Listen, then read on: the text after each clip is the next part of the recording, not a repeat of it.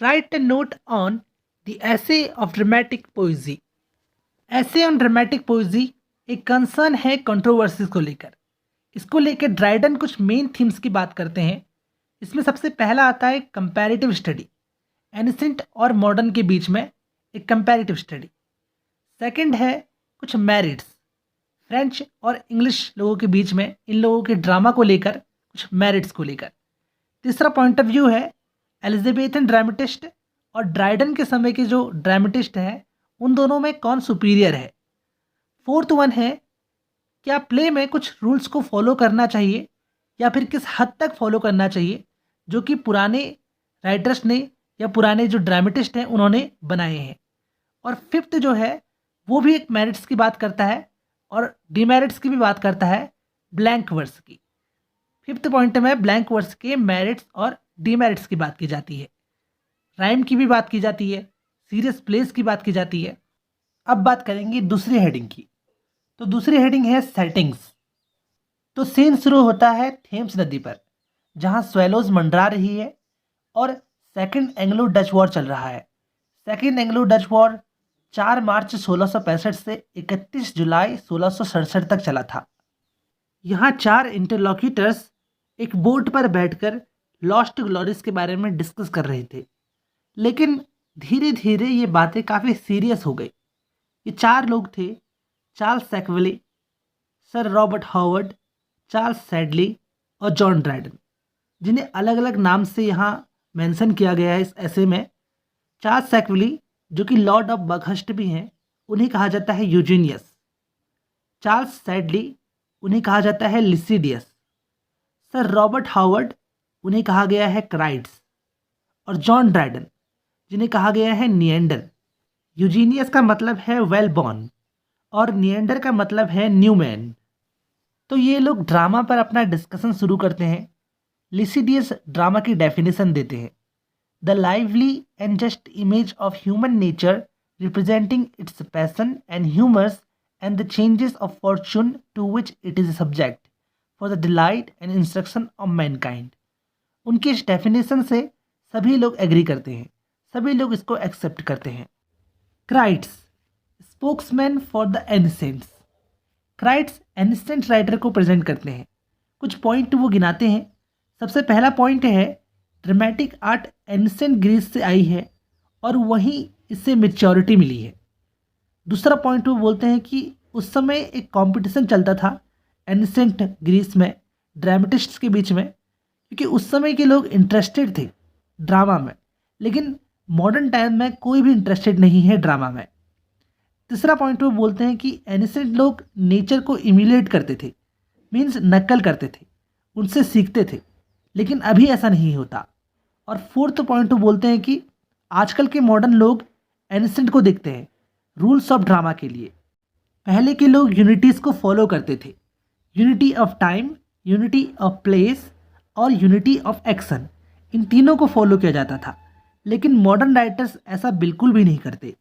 इस तरह से क्राइट्स दिखाते हैं कि एनिसेंट राइटर मॉडर्न राइटर से बहुत अच्छे हैं, सुपीरियर है। Eugenius presents the case for the moderns. Eugenius reply करते हैं क्राइट्स के आर्ग्यूमेंट्स पर। तो सबसे पहला पॉइंट वो रखते हैं मॉडर्न ड्रामेटिस्ट ने इम्प्रूव किया है एनिसेंट राइटर्स के वर्क को। सेकेंड पॉइंट वो कहते हैं कि एनिसेंट लोगों के वर्क में भी डिफेक्ट होते हैं, जैसे कि वो प्ले को प्रोटैसिस और एपिटैसिस इन पार्ट्स में डिवाइड कर देते थे। प्रोटैसिस का मतलब होता है introductory part of the play और एपिटैसिस का मतलब होता है main part of the play. Protasis term को कॉइन किया था एक रोमन राइटर एलियस डोनेटस ने। तीसरा पॉइंट वो रखते हैं कि एनिसेंट्स ने सभी यूनिटीज़ को फॉलो नहीं किया है, सिर्फ यूनिटी ऑफ टाइम का अच्छा ऑब्जर्वेशन किया गया है। फोर्थ पॉइंट है excess of speech. Excess of speech ने प्ले में एक्शन को मोनोटोनस बना दिया गया है। और फिफ्थ पॉइंट है मोरल एटीट्यूड। मोरल एटीट्यूड में भी फॉल्ट होता है। फाइनली क्राइट्स बोलते हैं कि मॉडर्न राइटर्स और एनिसेंट राइटर्स में बहुत फ़र्क है, लेकिन एनिसेंट राइटर्स ने काफ़ी कुछ बदलाव किया है। अब यहाँ से डिस्कशन शुरू होता है लिसिडियस और निएंडर के बीच में। यहाँ बात होती है फ्रेंच और इंग्लिश प्लेस के मेरिट्स के बारे में। Lisideius contention of French superiority over English drama. हालांकि इंग्लिश प्लेस के बीते 40 सालों ने फ्रेंच प्लेस को पीछे छोड़ा है क्योंकि फ्रांस में पॉलिटिकल टर्मोइल चल रहा था, लेकिन फिर भी अब यहाँ पहले पॉइंट की बात करते हैं। रिचेलियो और कॉर्नेली ने फ्रेंच स्टेज को रिफॉर्म किया है और अब यूरोप में उनका कोई भी राइवल नहीं है। फिर सेकेंड पॉइंट की बात करते हैं कि फ्रेंच लोगों की सुपीरियरिटी सबसे पहले यूनिटीज़ पर डिपेंड करती है। ये ड्रामेटिस्ट यूनिटीज़ को अच्छी तरह से फॉलो करते हैं। उन्होंने ट्रेजी कॉमेडी जैसी कोई भी चीज़ पर ध्यान नहीं दिया है।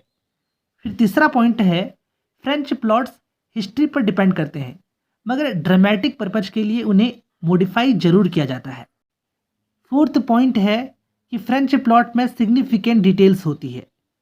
फिफ्थ पॉइंट है कैरेक्टर्स को इम्पोर्टेंस दी जाती है। इतने ज़्यादा कैरेक्टर्स को यूज नहीं किया जाता कि प्ले ऑड लगने लगे। और लास्ट पॉइंट है कि टू मच एक्सप्लेनेशन टीडियस होता है, जैसे कि इंग्लिश प्लेज में होता है। वहाँ एक डेथ सीन भी कॉमेडी वाला सीन लगने लगता है।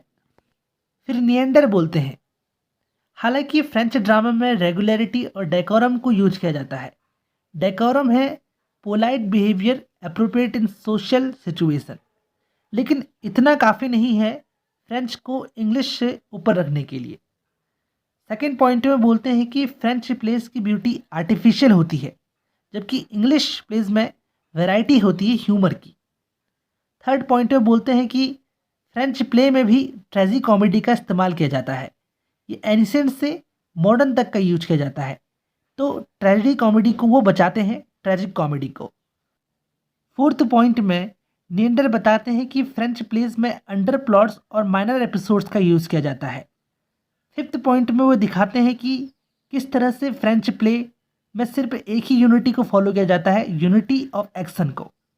फिर छठे पॉइंट में बताते हैं कि वैरायटी इंक्रीज नहीं होती फ्रेंच प्ले में क्योंकि उसमें ज़्यादा कैरेक्टर्स नहीं होते। नंबर ऑफ कैरेक्टर्स को अच्छी तरह से मैनेज किया जाए तो एक अच्छा रिजल्ट देते हैं। Neander's appreciation of Shakespeare, Beaumont and Fletcher and Jonson. फिर आगे निएंडर शेक्सपियर को प्रेज करते हुए बोलते हैं, Shakespeare as the largest and most comprehensive soul of all modern and perhaps ancient poets. फिर आगे बेमोंट और फ्लेचर के बारे में वो कहते हैं, these two dramatist are credited with gaiety, wit, skill in intrigue and the lively display of the passion. फिर बेन जॉनसन के बारे में वो बोलते हैं, the most learned and judicious of dramatists. फिर वो बेन जॉनसन के द्वारा लिखी गई एक प्ले द साइलेंट वुमेन और एपिकीन, इसका एग्जाम्पल देते हैं और बताते हैं कि किस तरह से इंग्लिश प्लेज में यूनिटीज़ का अच्छी तरह से इस्तेमाल किया जाता है। फिर बात आती है Crites attack on rhyme and Neander's defence. यहाँ क्राइट्स ब्लैंक वर्स और राइम के ऊपर कुछ बातें बोलते हैं, जैसे कि वो बोलते हैं कि blank verse had established itself in popular favour since Shakespeare and others had written, and rhyming verse was an unnatural and artificial form of expression. फिर निएंडर यहाँ राइम के लिए बोलते हैं that it is more natural and effectual than blank verse in serious plays. According to Neander, rhyming verse is the noblest kind of modern verse. Conclusion, और इसी के साथ एंड किया जाता है इस ऐसे का। बोट किनारे पर पहुंचती है और मूनलाइट थेम्स नदी के ऊपर पड़ती है और एक लाइन लिखी गई है इस ऐसे के लास्ट में, what Dryden does. Robert D Hume ने ऑब्जर्व किया है, it is to sketch out some possible positions, each one is coherent and reasonably self contained, which makes the essay unique in Dryden's criticism। तो दोस्तों इसी के साथ आज के इस वीडियो को यहीं पर समाप्त करते हैं। Thanks for watching this video.